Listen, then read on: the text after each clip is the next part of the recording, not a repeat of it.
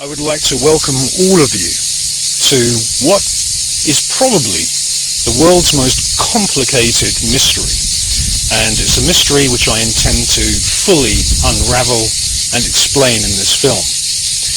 And I've decided to call this film The Crop Circle Conspiracy.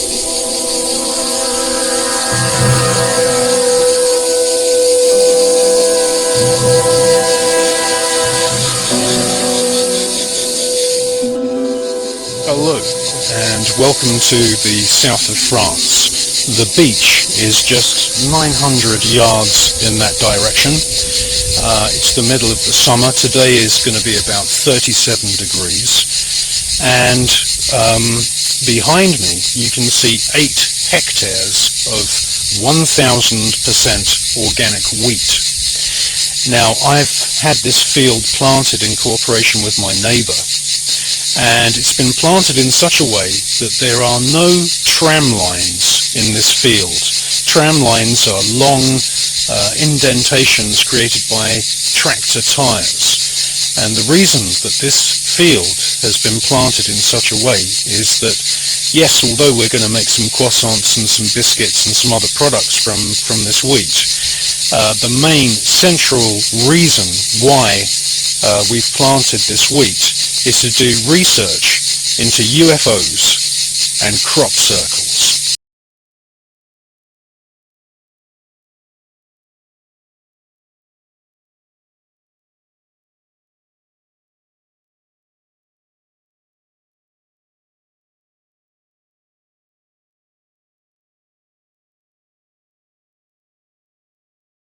Now, the sound that you can hear behind me are cicadas, and that's because we're in the Mediterranean. And you may think, well, what on earth are you doing crop circle research in the Mediterranean for? Surely the epicenter of crop circle research is Great Britain, which has had literally thousands and thousands of crop circle designs over the last 22, 23, 24 years. Well, it's true to say that the world's most famous crop circle designs have appeared in England, but the ancient history of crop circles is what I'm really interested in. And the ancient history of crop circles started here in the Mediterranean, not far from the south of France and the border with Spain. And it's here where we start our story, at a place called Oppidum. This is Oppidum in the Mediterranean. 2,200 years ago, this natural basin in the south of France was inhabited by people from Greece and controlled by the Roman Empire. In the 1970s, peasants in the nearby village of Montordi that overlook these ancient fields reported orbs of light, UFOs, flying above these fields. This 1970s UFO flap went on for a whole year. The world's most famous ufologist is actually Jacques Vallée, who presented UFO evidence from France and all over the world at the United Nations in 1978. Shards of pottery from 2,000 years ago, unearthed at Oppidum, show the shape of crops peppered with circular indentations. This phenomenon is known as grape shot and is a common feature of many crop circles.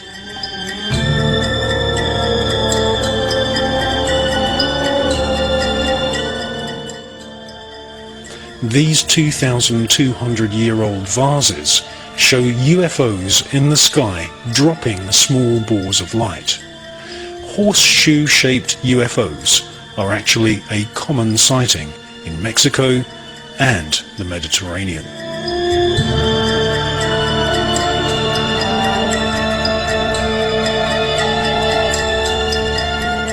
At Oppidum, something very, very important happened in the distant past.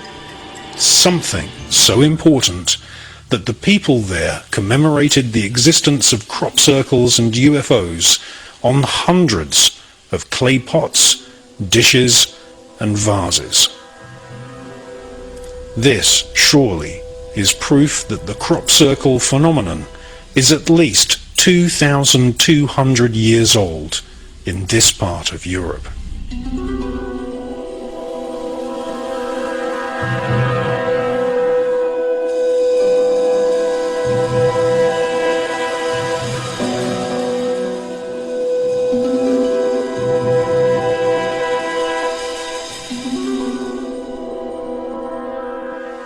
In fact, not only at Oppidum do we see these circular markings carved into rock.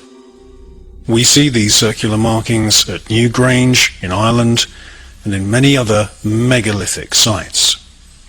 The megalithic period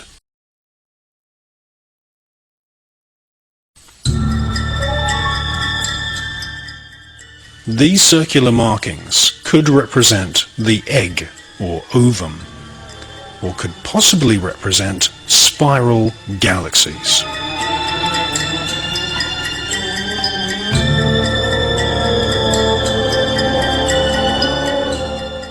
The resemblance of the pottery at Oppidum to modern-day crop circles is remarkable.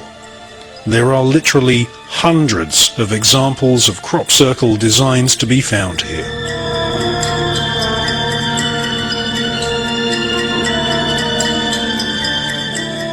On this bowl we see a spiral in a circle, maybe showing an aerial view of a tumulus with 4 circles around it.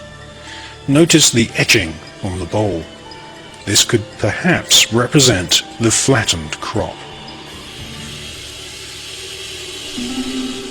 Are these bowls and dishes commemorating in some way a celestial event such as a supernova? Or are they actually showing us that crop circles that we film in the fields of Britain and other countries worldwide today used to appear 2,200 years ago in the Mediterranean? Certainly, the similarity between these 2,000-year-old shards of pottery and modern-day crop circles is remarkable.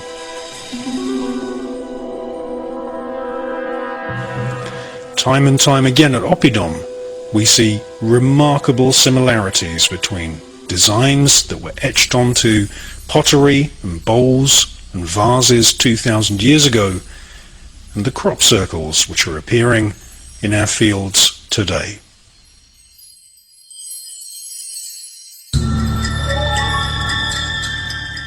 In 1991, key shapes began to appear on the enormous crop circles which appeared near Alton Barnes in Wiltshire. One of these pictograms was featured on the Led Zeppelin album Remasters. The key motif which we see on some crop circles may symbolize that these pictograms are showing us planetary alignments. They could be solar systems, or showing us different phases of a planet or a star's evolution.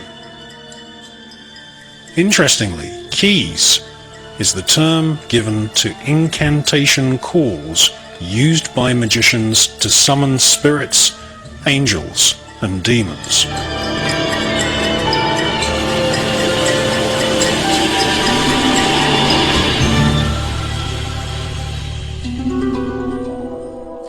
The Kabbalah Tree of Life, which is a roadmap to the spirit world, has also appeared time and time again in crop circles which appear very close to ancient megalithic sites.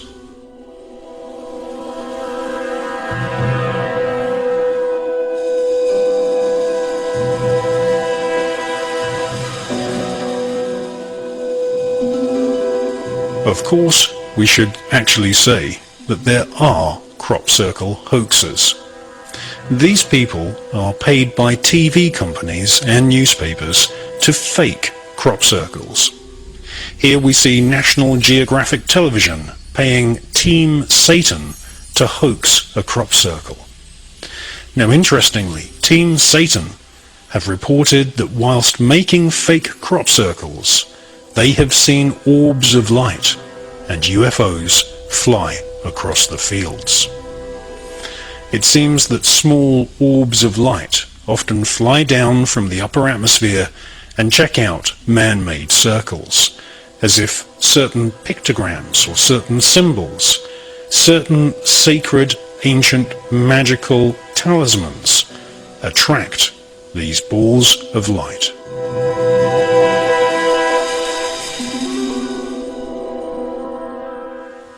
For thousands of years, since the dawn of time, magicians have used sigils and symbols to invoke spirits. In voodoo, these are drawn on the ground.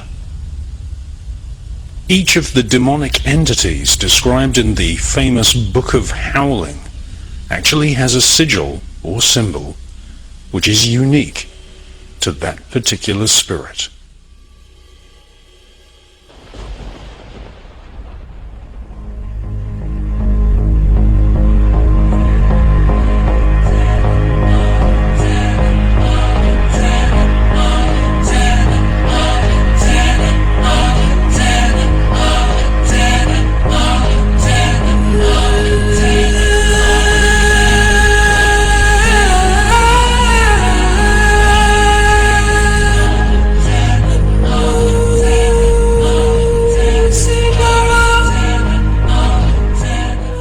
Three people who I have interviewed for the making of this film who claim to make crop circles have reported that orbs of light often fly down and observe the man-made symbol on the ground.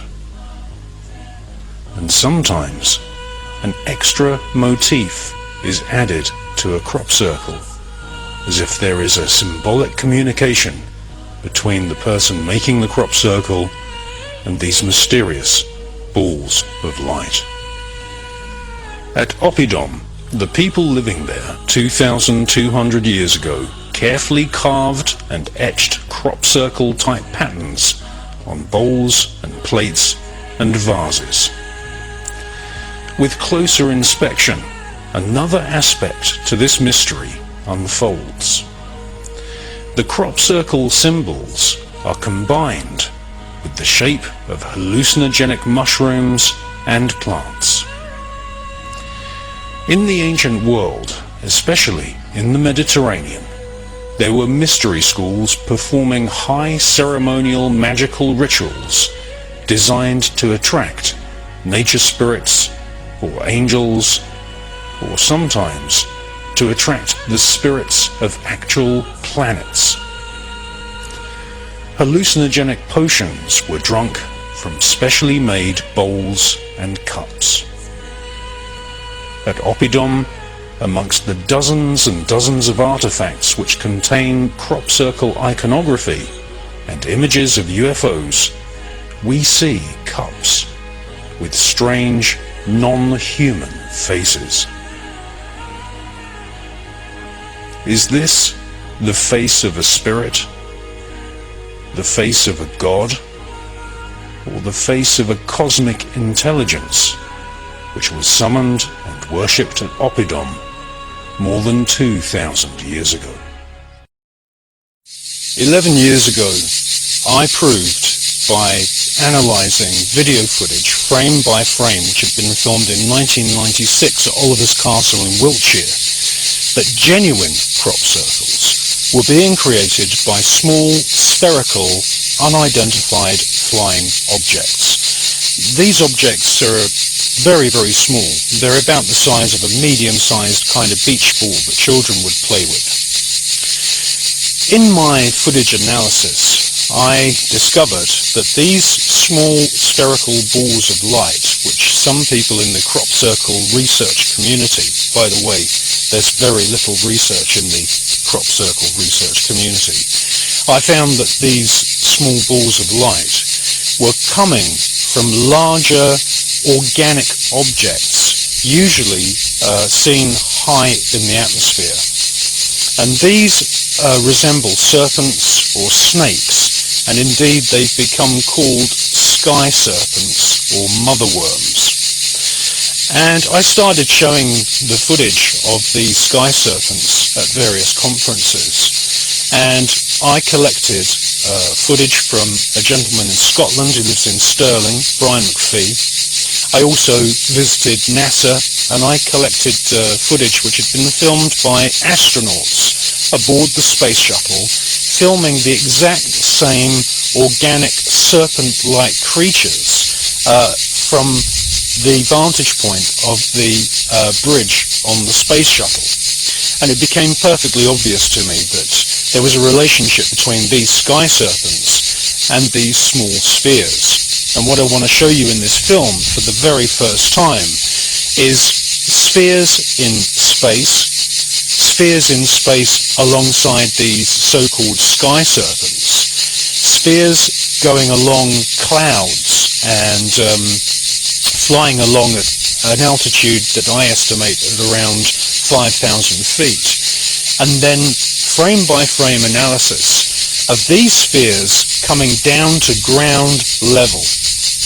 And once they're at ground level, they then swoop across the fields and they create these incredible designs.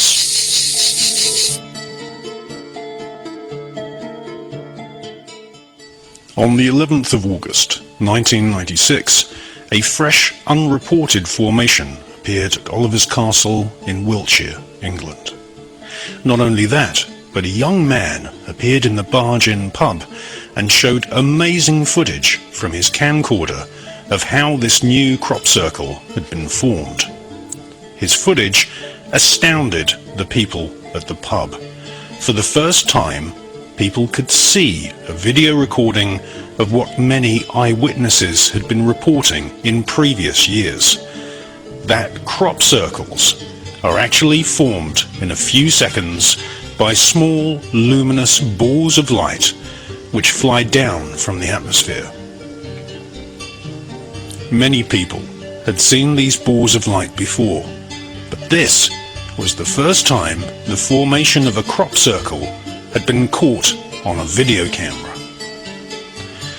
The young man was not alone on Oliver's Castle that night. Two campers told members of the Wiltshire Crop Circle study group that they had heard a strange electronic buzzing known as the crop circle sound in the early hours of that morning, at the exact same time that the young man filmed the crop circle forming in the fields below on the other side of Oliver's Castle.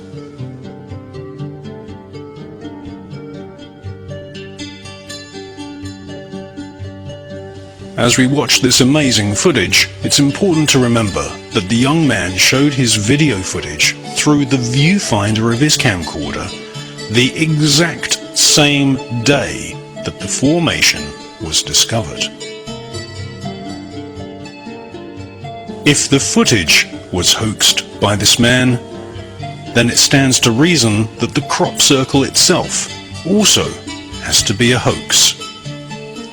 The man who turned up at the Barge Inn pub called himself John Whaley. The Oliver's Castle footage is remarkable, as it proves beyond doubt that UFOs, small spherical balls of light, are making crop circle patterns.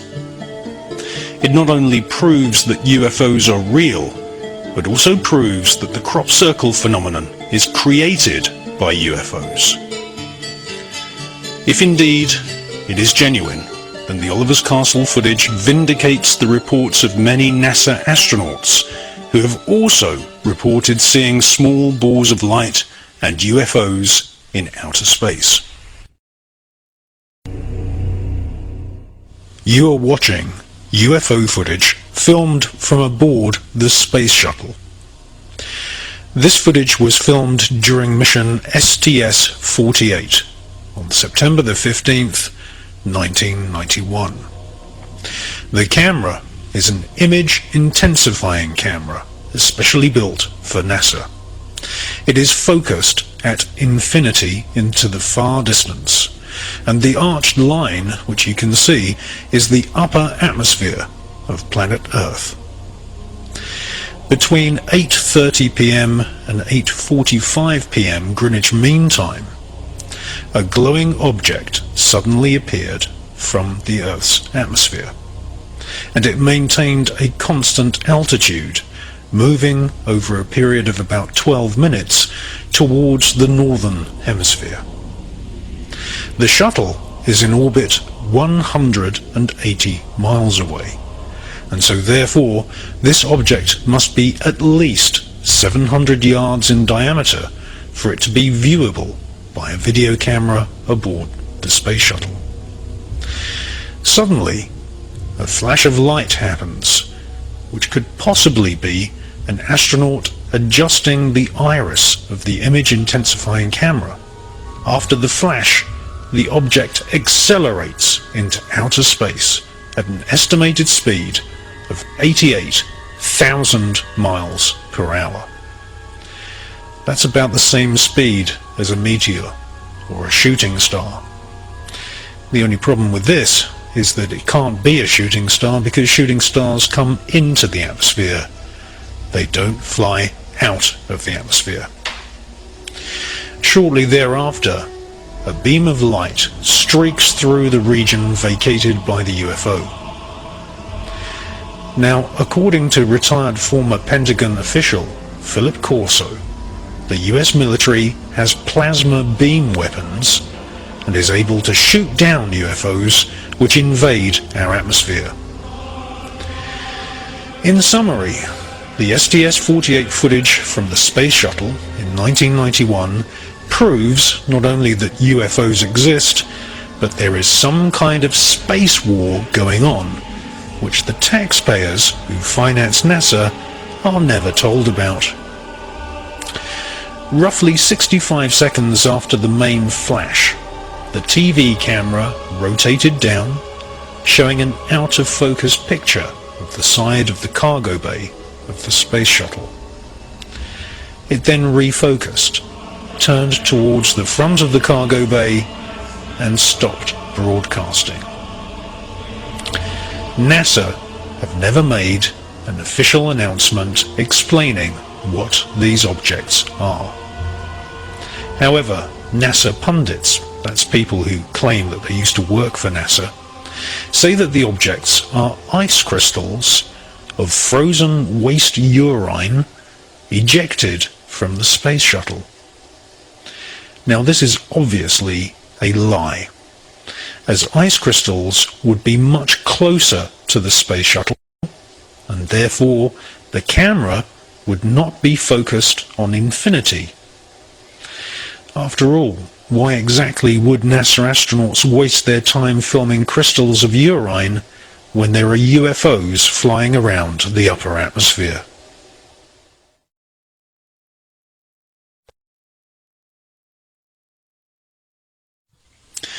Now, just recently, National Geographic Television broadcast a documentary claiming that the Oliver's Castle footage from 1996 was faked.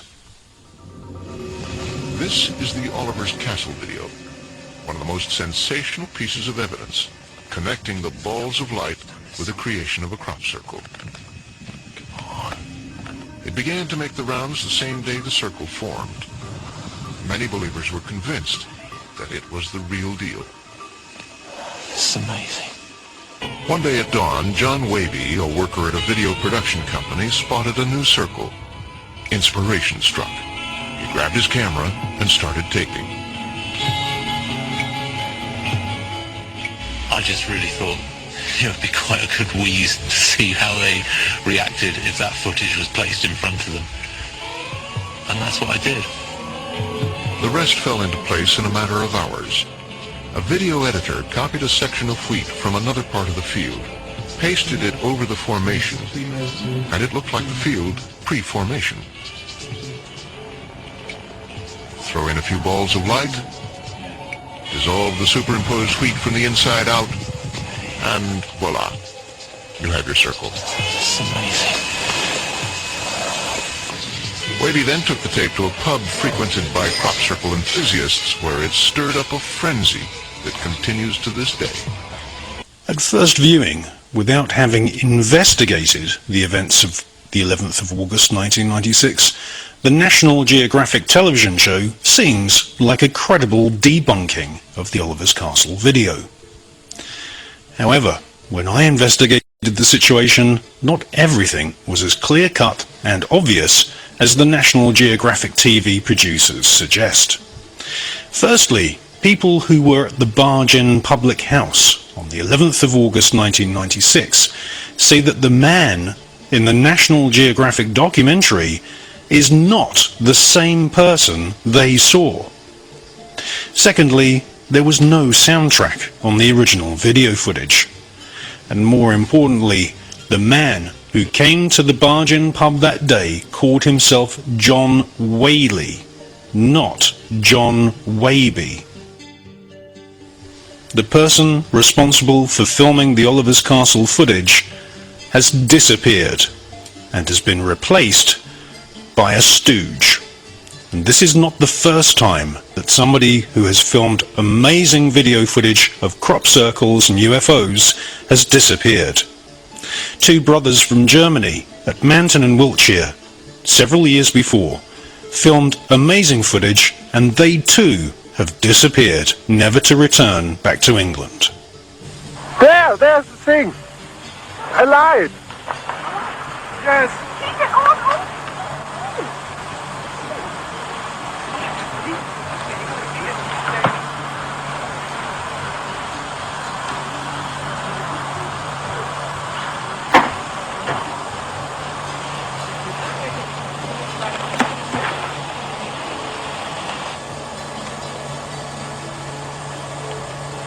Here again!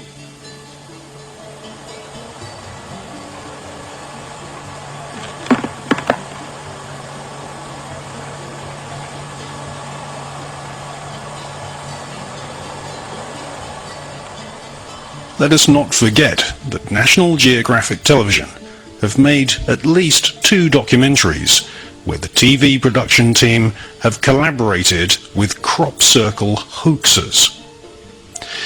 2 Dutch authors who I interviewed for this film, that's Bert Janssen and Janet Ossebaard, allege that there is some kind of conspiracy, a crop circle conspiracy.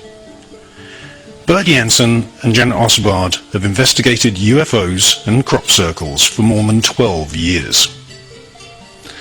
They allege that there is a scam to debunk the existence of crop circles and to debunk the Oliver's Castle footage. The Oliver's Castle footage is the first time that multiple balls of light have been filmed on camera. Interestingly, 3 years later, in 1999, British ufologist Donald Fletcher and American crop circle researcher Patricia Murray both filmed multiple balls of light flying over a crop formation at Barbary Castle in Wiltshire. The similarity of the 1996 Oliver's Castle footage and the film shot by Donald Fletcher and Patricia Murray show the exact same phenomena. The balls of light are the same size and luminosity. The speed at which they fly is also very similar. However, National Geographic Television failed to mention the 1999 Barbary Castle footage filmed by Donald Fletcher and Patricia Murray, even though it shows the exact same phenomena as the 1996 Oliver's Castle video. Why is that? Well, Donald Fletcher is a friend of mine, he's English, and Patricia Murray is another friend of mine, and she's American. Donald filmed this with a British video camera, And Patricia used an American video camera which uses a completely different video system. They visited the Barbary Castle crop circle at different times on the same day. That's two people from two different countries using two different video cameras that use two different recording methods. One is British PAL and the other one is American NTSC. Both these videos from the same day at Barbary Castle, filmed in 1999 by Donald Fletcher and Patricia Murray, show the same luminosities, the same balls of light flying across a field. No wonder National Geographic and other mainstream media outlets have failed to debunk that particular video.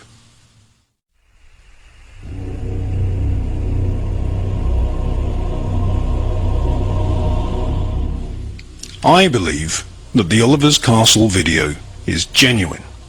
Now, why is that?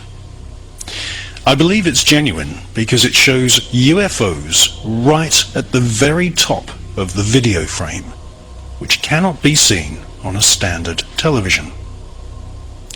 A standard television cuts about 4 millimeters around the edge of the screen off of the actual picture that you can see on a standard TV. Now, I presented this evidence in a 3-hour documentary in 1999 on the Enigma channel.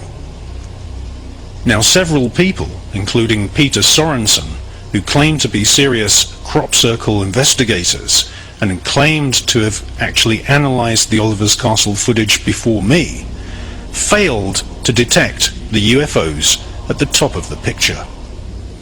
Now, in this area, which normal television doesn't show, which is about 4 millimeters around the edge of the picture, I discovered a large UFO on the upper edge of the video frame. And this comes down to an ash tree on the hedgerow in the field at the rear of the picture. It is from this large mysterious object that 2 of the spherical balls of light are ejected. They leave the larger object that goes behind the small ash tree and fly over the crop circle in the foreground of the video footage. Now, if these UFOs, these balls of light in the Oliver's Castle video, were completely and utterly animated, as National Geographic Television claim and many other crop circle hoaxers claim, then why would somebody spend hours and hours and hours animating UFOs, balls of light, which could not easily be seen on a normal television? Remember that the video was shown in the Barge Inn pub the same day that the formation had appeared. At the most, if the video and crop circle were hoaxed, then the man in the National Geographic documentary who claims to be the originator of this footage would have only had about 9 hours to film the empty field at dawn, then make the crop circle, then climb back up the hill, film the formation, drive from Wiltshire to Bristol, transfer the footage into a video animation system, animate the balls of light, render the new fake footage onto a tape which could be played on a camcorder, which is not so easy in 1996, get back into his car and drive to the Barge Inn pub in Wiltshire. If the producers of the National Geographic Channel think the Oliver's Castle video is fake, then what about Donald Fletcher's footage and Patricia Murray's footage filmed in 1999, as it shows exactly the same phenomenon? The trajectory and luminosity and speed of the balls of light is the same. And what about all the dozens of other video clips of balls of light filmed by crop circle researchers? Are they also fake?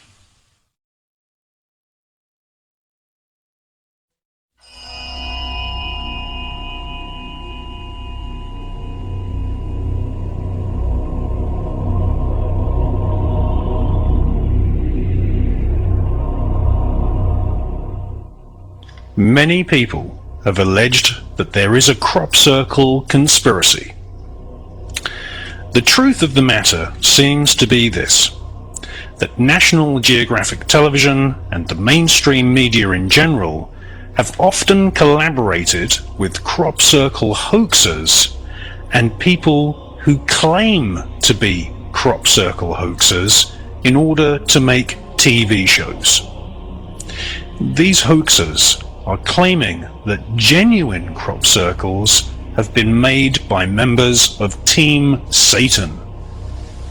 Now, whether you believe the footage is real or not, one cannot deny that thousands of people who have visited crop circles have all seen military helicopters flying and hovering over the crop circles.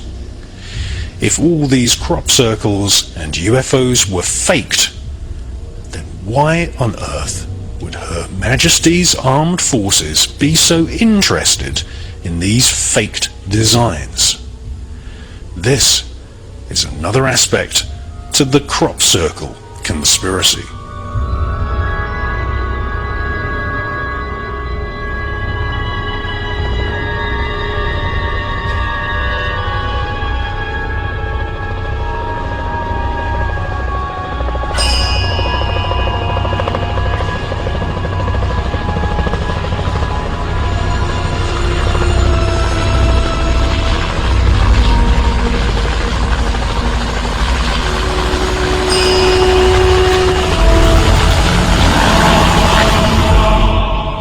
No matter which way you look at it, the luminous balls of light filmed in the upper atmosphere by NASA astronauts aboard the space shuttle. The UFOs which we see flying around the skies above cities such as New York and Mexico City, and the small luminous spherical balls of light which we see making the crop circles, all seem to be very, very similar. Can every single one of these pieces of footage be fake? Are we to say that NASA astronauts are faking footage? No. What we're dealing with is an invasion of small spherical UFOs, which I believe are probes from an intelligent race who are investigating us and our planet.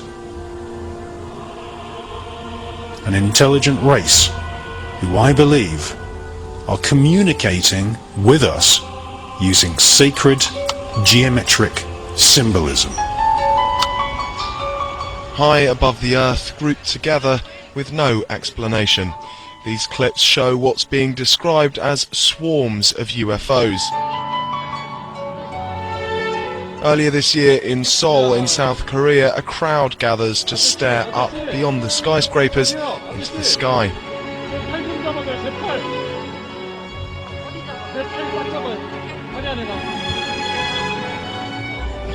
A group of objects hover above the centre of the city for a few seconds, then they disappear.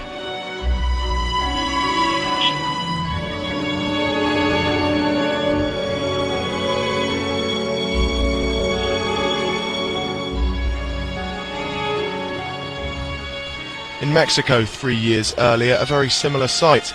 Clearer this time, the group of white objects are baffling the people below. Mira las esferas, son un chorro. Aquí arriba, ¿ya las viste? Qué maravilla, ¿verdad? Zooming in still closer, we find that there are even smaller groupings.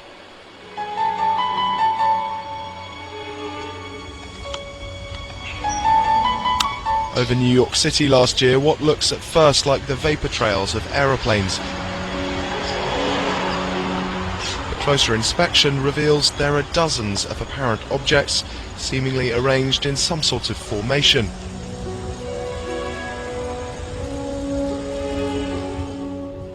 Just before the footage comes to an end, one of the objects appears to come much closer. one day, after I'd made a film about crop circles and UFOs, about a month after the film was released, about 10 years ago, I started to receive cardboard boxes which had no postcard or letter in them. They were full of VHS cassettes, and somebody had recorded the direct feeds from the space shuttle as it orbited the Earth. Now these pieces of video footage had actually been shown on NASA Select television, but the videotapes which I received anonymously in cardboard boxes were the raw feeds from cameras which the astronauts were using.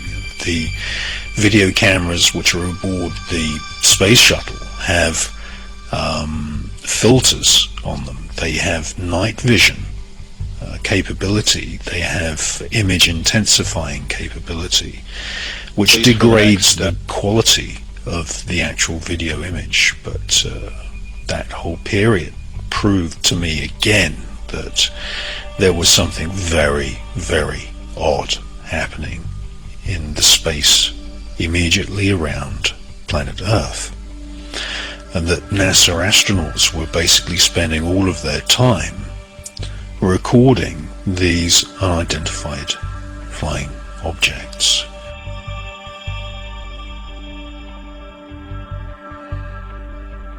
Looks like you got an object right in front of you, Mark. Can you look out there? I'm not sure what you're talking about. Never mind.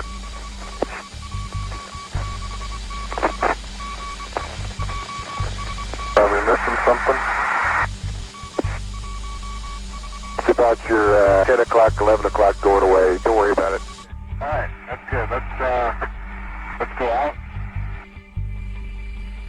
Oh, that flash. That light flashing off the just there.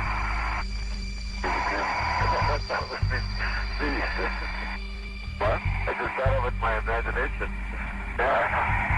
I saw it too, so it's not. There was two of them.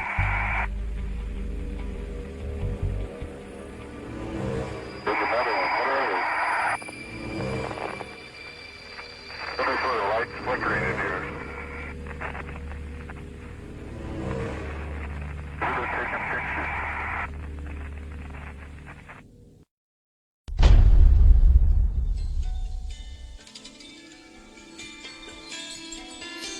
And then the day after Roswell was published, and this is an astounding book, and if the things which are said in that book are true, then we are not only in a situation where the Earth is being visited by extraterrestrials, but we are also in a situation where the Star Wars weapons program, which was meant to be a kind of protective shield against nuclear attack, is actually proactively being used to wage a war on extraterrestrial craft.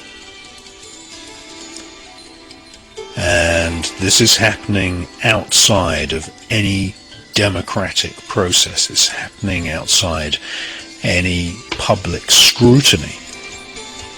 And the Daily Mail newspaper in London recently released a secret memo from the Ministry of Defence saying that they had plans to shut down the UFO report email system, which allows members of the British public to actually report UFO sightings.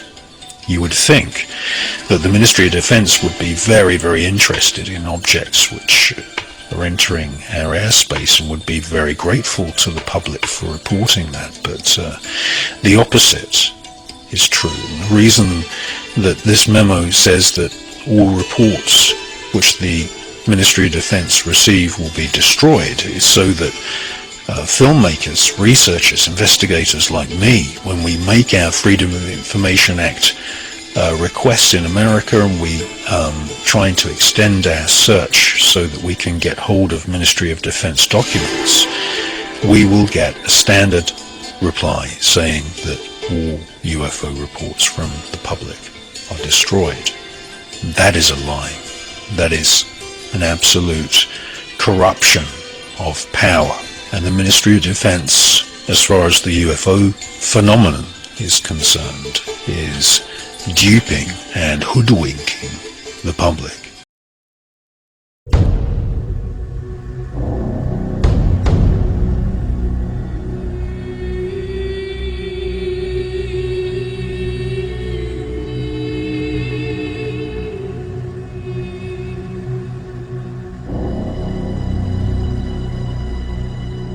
Space camps is really what the world needs. It's a subject which I take very, very seriously. The question of do UFOs exist is over. I'm just one of many millions of people who've seen, very strange things in the sky. I saw my first UFO when I was 12 years old in London. And airline pilots see them, NASA astronauts see them, Russian cosmonauts see them, and this question of whether extraterrestrials are visiting the planet in spaceships is just a redundant question now.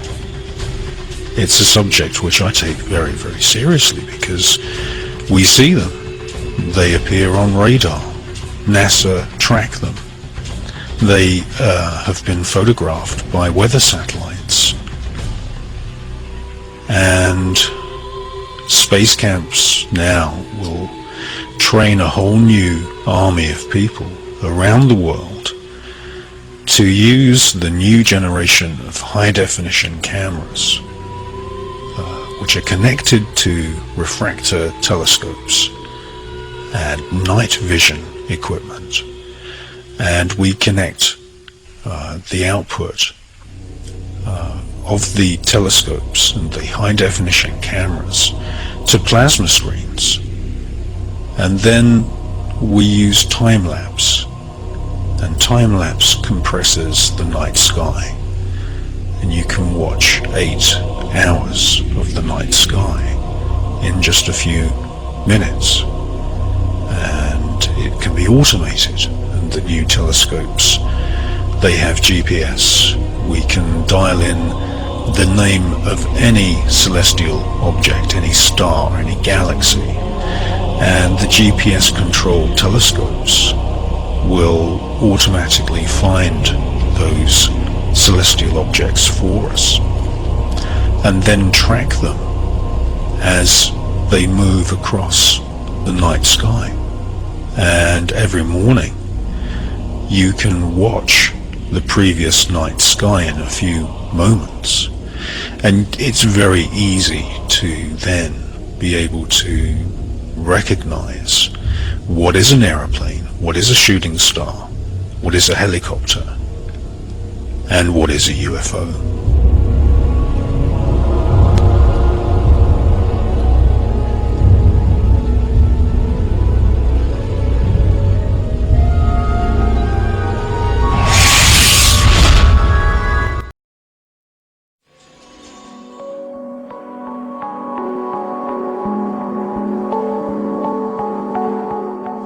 On the 24th of August in 1990, near the town of Lubin in Germany, a chap called Valery Vinogradov filmed a cluster of UFOs. He says that he saw many people looking up at the sky, and it's no wonder because you see a circular cluster of unidentified flying objects with a object in the center and another object off to the southern tip.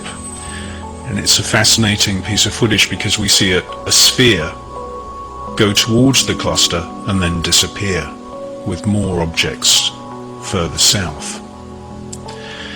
This is obviously very similar to an official NASA photograph taken during the STS-80 flight of the space shuttle, and that took place on the 19th of November 1996.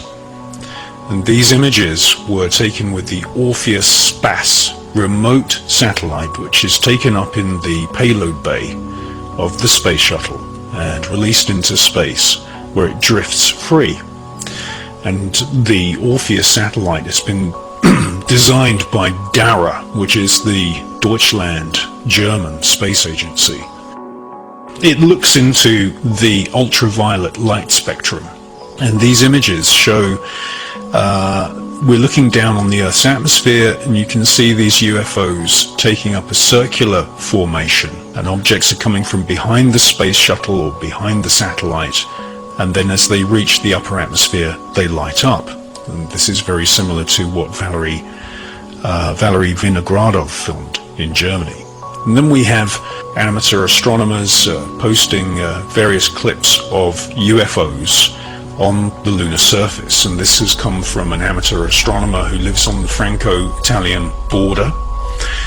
And this is a mosaic of small QuickTime movies which have been filmed in black and white from the lunar surface. And in the bottom left-hand corner you see this dark object.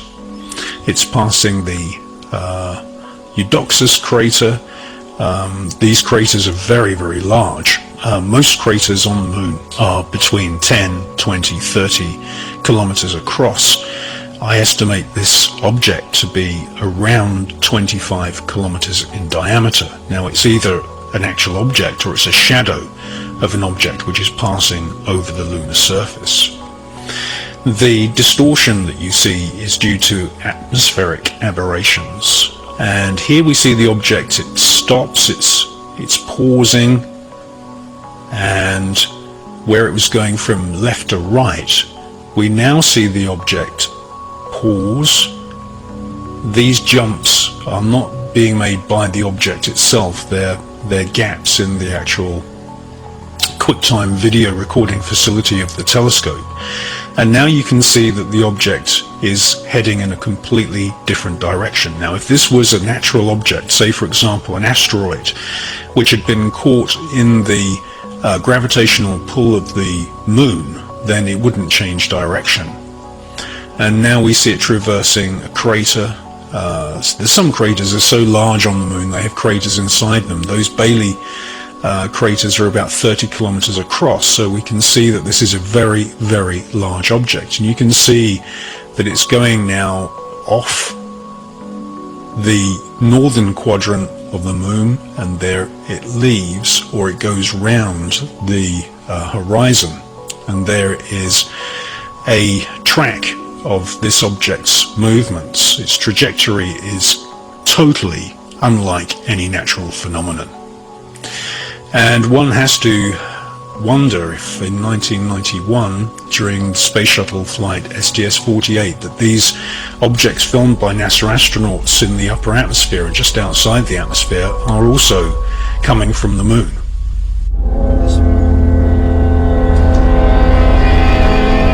And 6 years later, during mission STS-80, which had filmed the circular formation of UFOs, there is also ultraviolet footage showing a very large object emerging, coming out of the Earth's atmosphere.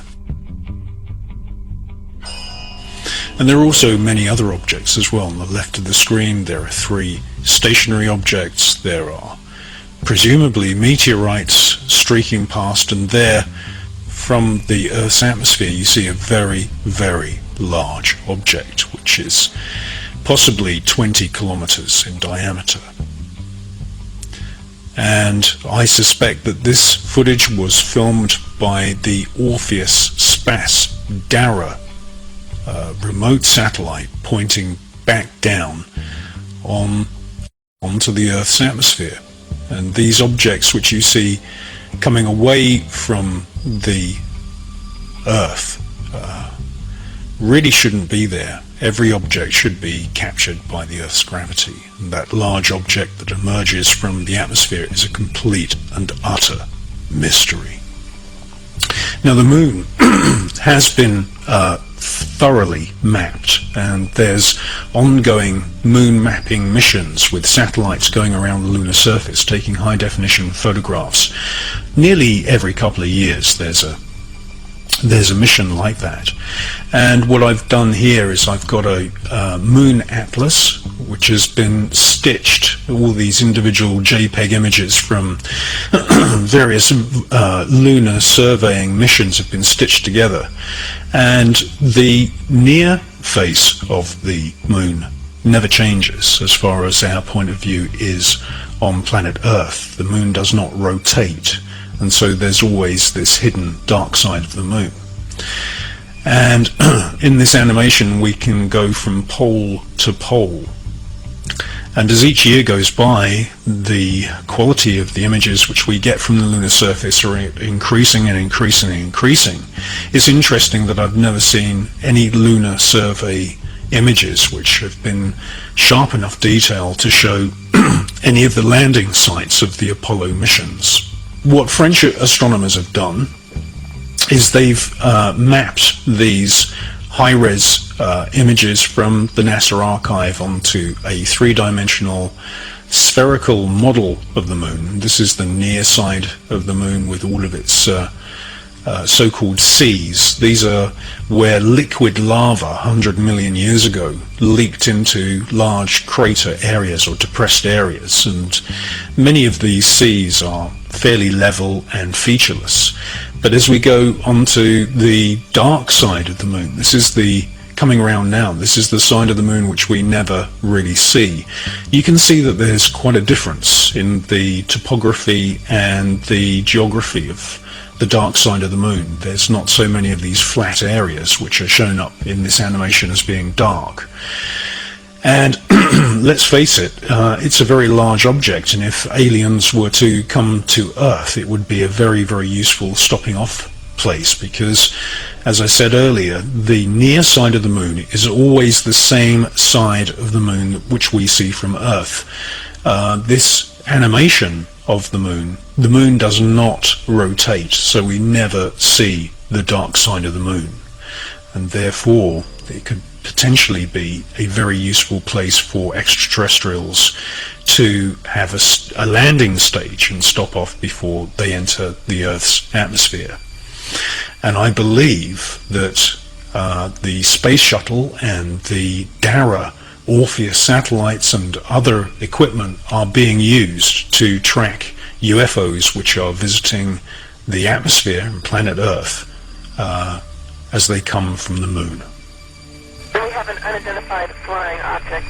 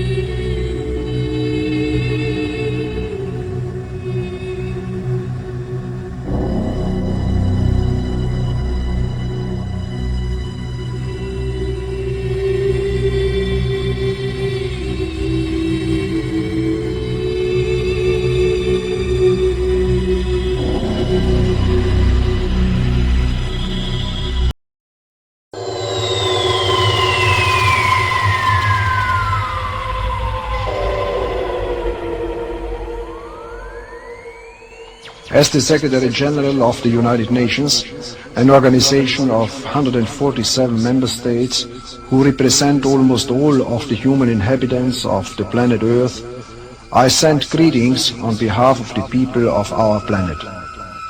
We step out of our solar system into the universe seeking only peace and friendship, to teach if we are called upon, to be taught if we are fortunate.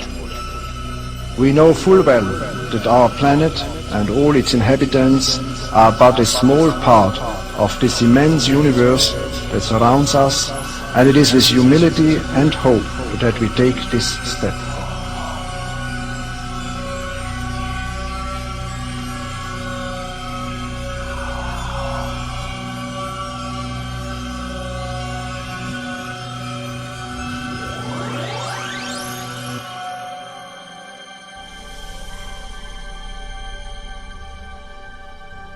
In the 1970s, NASA, with the assistance of Professor Frank Drake and Carl Sagan, designed 4 man-made interstellar probes.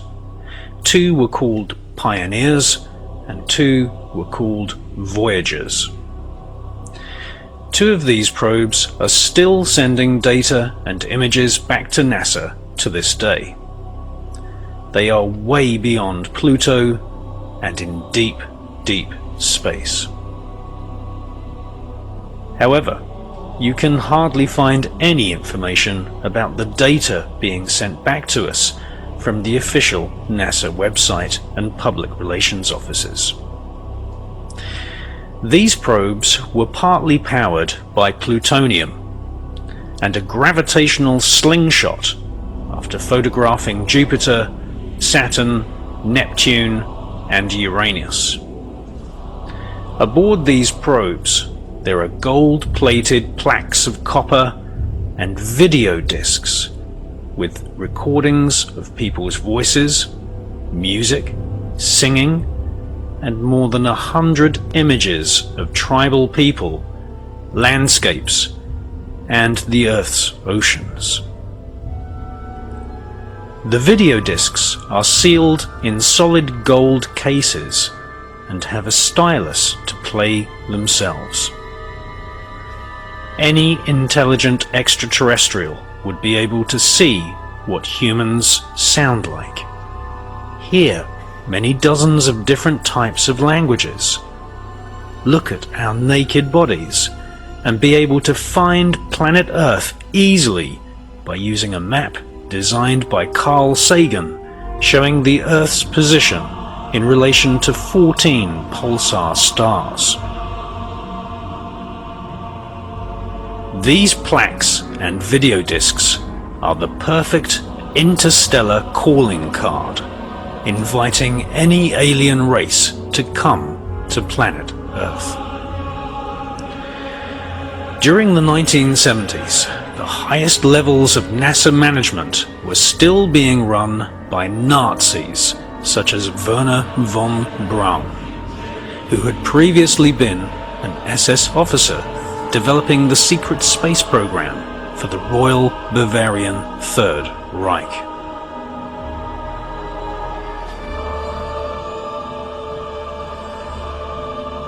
Not surprisingly, the golden discs of the 2 Voyager craft contain a welcome message from the Secretary General of the United Nations, Mr. Kurt Waldheim. Before he represented all nations on planet Earth as Secretary General of the United Nations, Kurt Waldheim was the President of Austria. He was also a former Nazi SS officer, found out to be complicit with war crimes, and it was Kurt Waldheim who presided over a meeting about UFOs with Dr. Alan Hynek and Jacques Vallée at the United Nations in New York in 1978. Within months of this meeting, the Star Wars weapons program was launched, which, according to former Pentagon officials, allows US Space Command to shoot down invading UFOs using intercontinental ballistic missiles launched from submarines. It is very, very obvious that NASA invested huge amounts of money into the Pioneer and Voyager projects, carefully designing golden plaques and golden records which would entice aliens to our planet.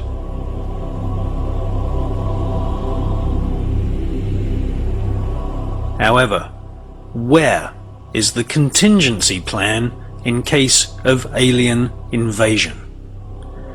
Where are the NASA guidelines on how to initiate communication with these aliens if they do indeed find these disks and arrive on planet Earth?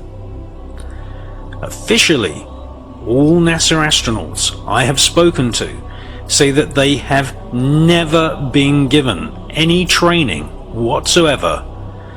They've never been told how to deal with an encounter with an alien. It is very, very clear from the writings of the people who attended the meeting about UFOs at the United Nations that some kind of protocol, a secret protocol to communicate with aliens, had indeed been planned secretly by officials.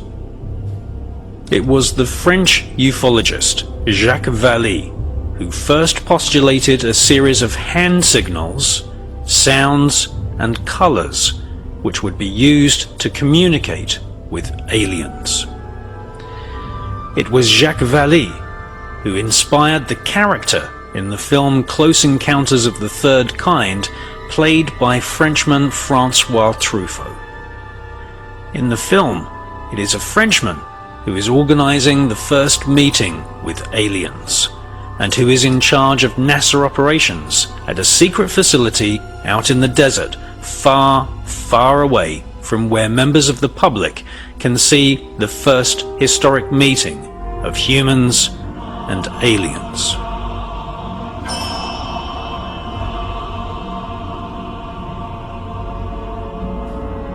Pioneer 10 was the first of these man-made probes carrying a gold-plated map to be sent into interstellar space.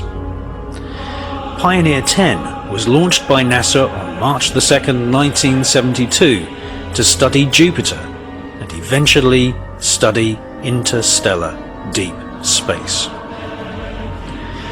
While the spacecraft is believed to still operate properly to this day, communication has been lost since January the 23rd, 2003.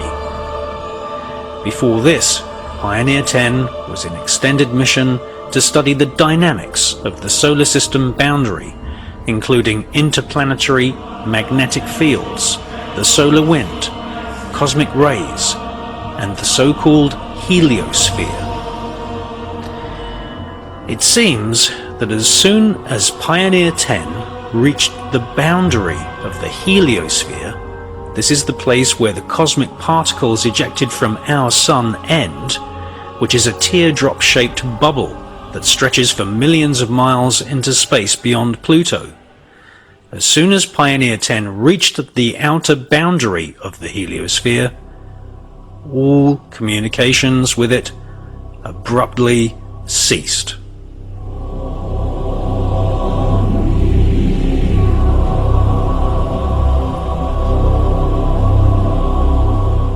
This was not the first time that one of these probes carrying a map of how to find planet Earth mysteriously ceased operating.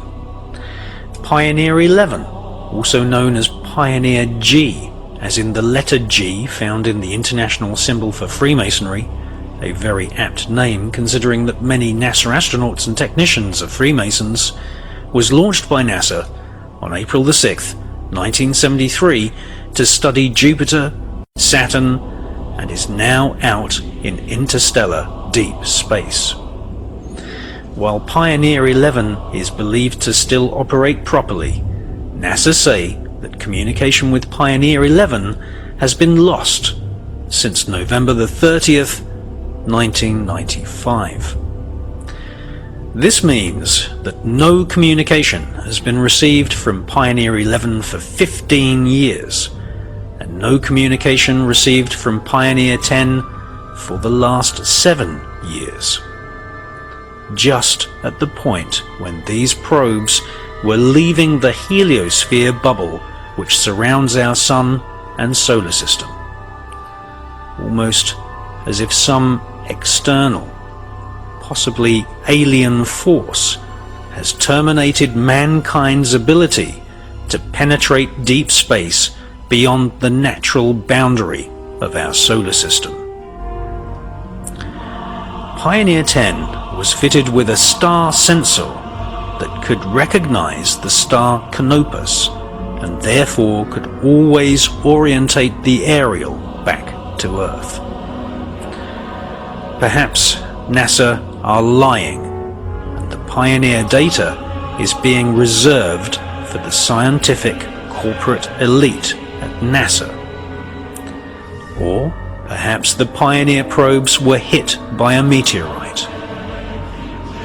Another possibility is that sometime around 1995 and 2003, an alien intelligence discovered the pioneer probes and found the gold-plated maps and used these maps to find our beautiful little blue planet.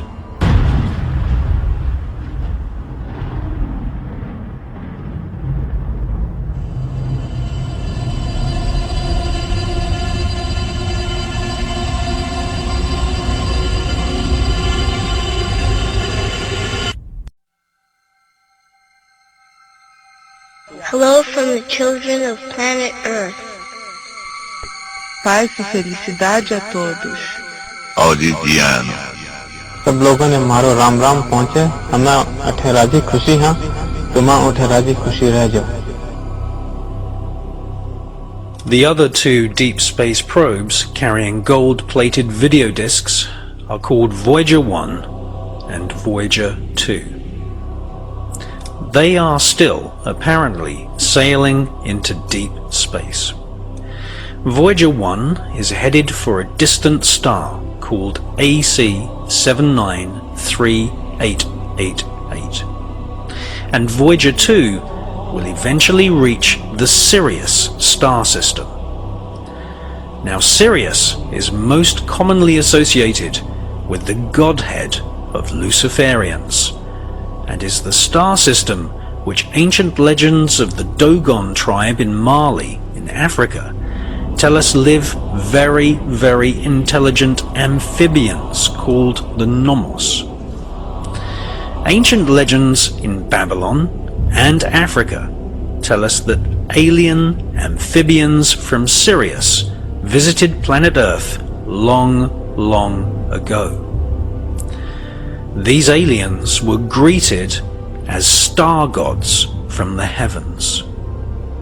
They were very intellectually advanced, and even then had knowledge about genetic engineering.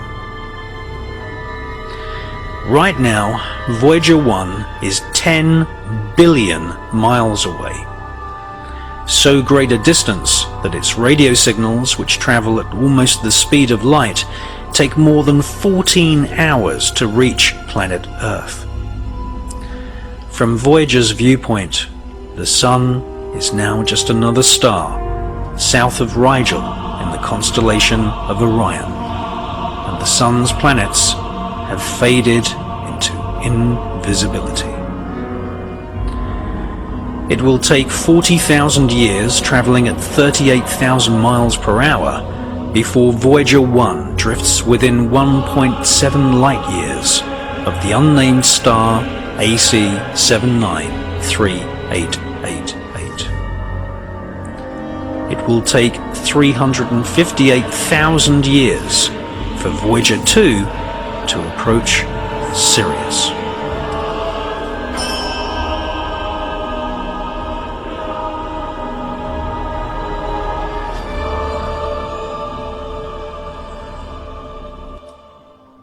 The golden discs aboard Voyager 1 and Voyager 2 contain many photographs and diagrams.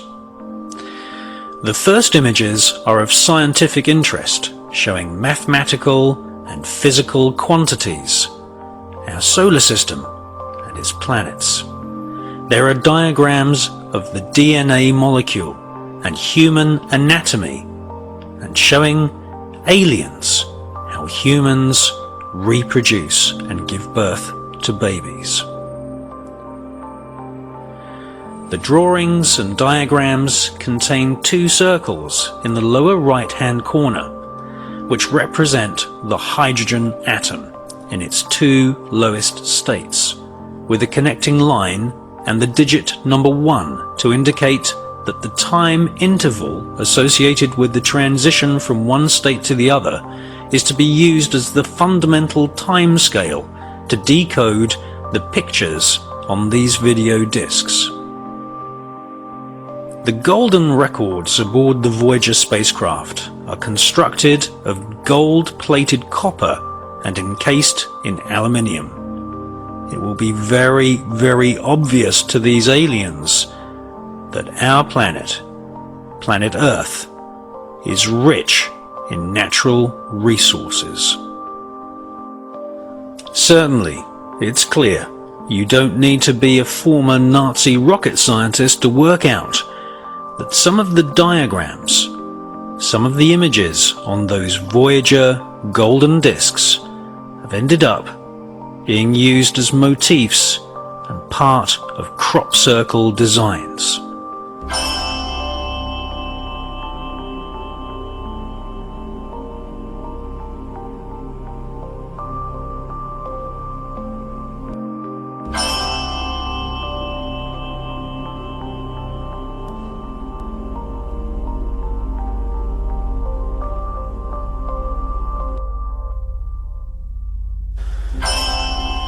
Since the time that the Pioneer and Voyager probes were sent into space, and especially since the time that all communication was mysteriously lost with two of these probes, there has been a dramatic increase in the number of UFOs seen in the Earth's atmosphere, with UFOs flying out of tunnel-like wormholes.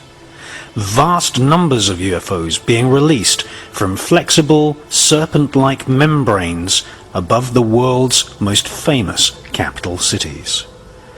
And yes, even military personnel claiming that they have seen alien bodies recovered from crashed flying saucers.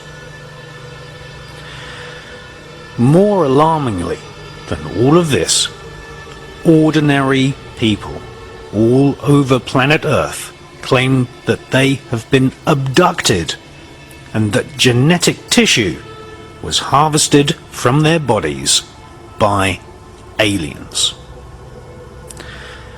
Some of these people even claim that they have been taken to breeding facilities where government agencies work alongside aliens, breeding a new race of part human and part alien beings.